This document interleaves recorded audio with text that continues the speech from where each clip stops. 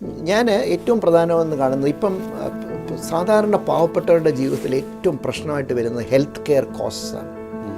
വളരെയധികം ഞാൻ 2 ഉദാഹരണങ്ങൾ മാത്രം ഞാൻ പറഞ്ഞിട്ട് ഒരുപാട് പറയാനുണ്ട്. 2 ഉദാഹരണങ്ങൾ മാത്രം ഞാൻ പറയാം.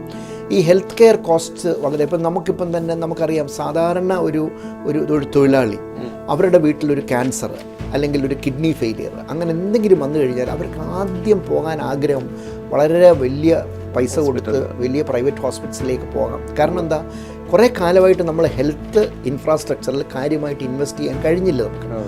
ഇപ്പം നമുക്ക് ഏതാണ്ട് 6000 കോടിയുടെ ഇൻവെസ്റ്റ്മെൻറ്റ് വരിക.